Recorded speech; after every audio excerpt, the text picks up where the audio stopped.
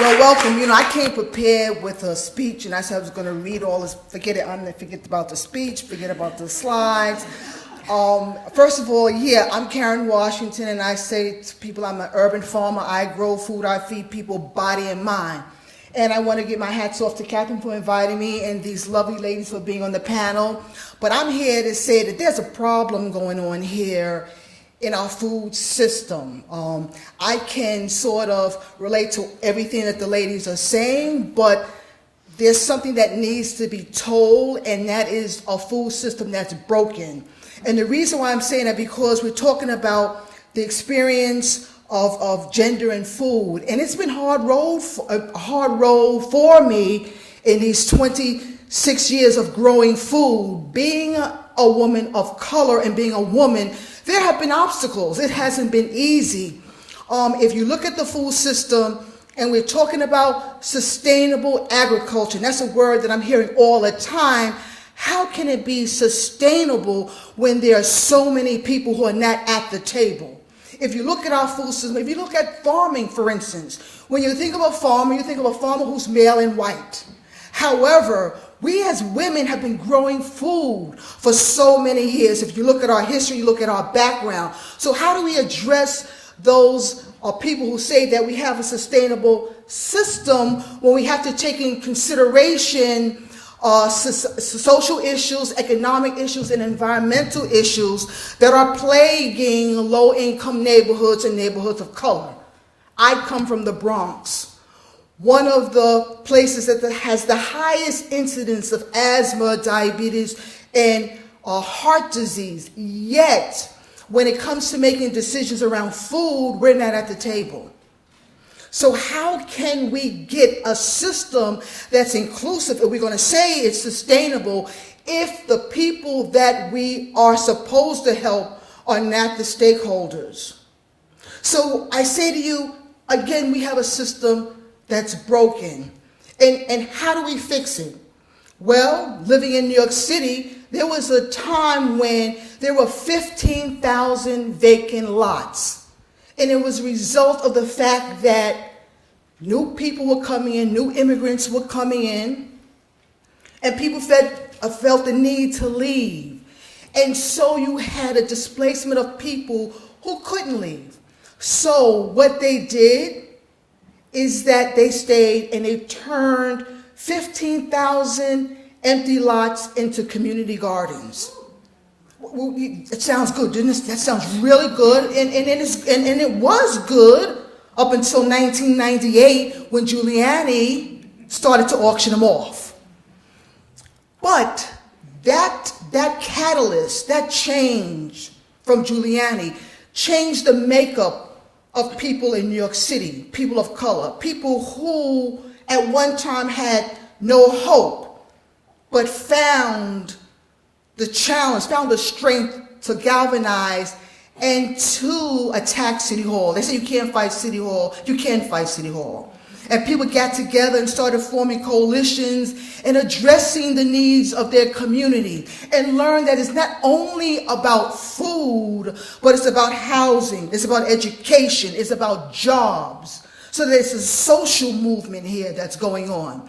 And so you got people gathering together and started to change government, started asking questions, because the people that you put in office, they work for us. And so to have people starting to change that mindset and that concept, to start having City Hall listening. And so as a result of that, 200 community gardens were saved. And the beat continues. Because whenever you deal with a municipality, and we're talking about land issues, and we're talking about land issues not only in New York City, but in Detroit and Portland and Oakland, that you have to be very careful, because if you don't own that land can be taken away from you. So we're in New York City trying to engage, trying to develop a policy so that land is preserved in urban areas. And it's a fine line, because nothing like that has been done. Yeah, you have land trusts, and we do have land trusts. And then you have privately owned gardens, but to have a municipality that in fact says that a community garden is a community garden, an urban farm is an urban farm, and it has teeth and longevity, is a problem that's facing all urban areas throughout the country. So when we talk about land and land access, that's very, very important. And we talk about food, the relevance of food. So we look at the social issues of land, we looked at the social issues of gender and color. What we found also is the fact that you hear this term, food deserts, and I hate that term because someone told me that you can grow food in the desert, so it's not about that. It's about people who don't have the access to healthy food. And I'm not going to use the term organic because I hear that people use the term organic and you have to eat organic. But what does that mean if you live in a community that doesn't have organic? Does that mean because I don't have organic that I'm less? So we have to be careful about the words that we choose. So if you're talking about healthy food and access to healthy food, then that's something that's engaging. So I live in the Bronx, and we have problems with food access and affordability. So what we did as a group of community gardeners is started our own farmers markets. And we started our own farmers markets because, number one, we were told that farmers didn't want to come to the Bronx or Brooklyn and Harlem because it wasn't safe. But yet these communities are being gentrified. They said they didn't want to come to the Bronx and Brooklyn and Harlem because it was too far, but yet they traveled down 14th Street to Union Square, and you got to pass through the Bronx and Harlem to get there. They said that people of color can't afford and want fresh produce, but if you look at our heritage from the Caribbean, from Europe, we were the people that grew the food. So, in essence, we started to take our neighborhoods back and start growing our own food, our cilantro and our poppolo and our collard greens and our callaloo, and engaging with local farmers to have the first community-run farmers market in the city. And now we have 19. And this just shows the power of community because with those farmers market, the food that is grown, the money that is made, stays where? In the community. Exactly. And so the next thing we're talking about green jobs, and everyone's talking about green jobs. Interesting. Green jobs are only going to occur again if you impact the community and get them involved. Right now they're talking about bringing these huge supermarkets and bringing people from outside because they have the solutions. There's no solutions without community involvement. Your programs, no matter what you try to carry out, are not going to achieve unless you have community gardens. How many people belong to nonprofit organizations or part of nonprofit organizations? I always throw this out because if we're talking about sustainability, we need to talk about diversity.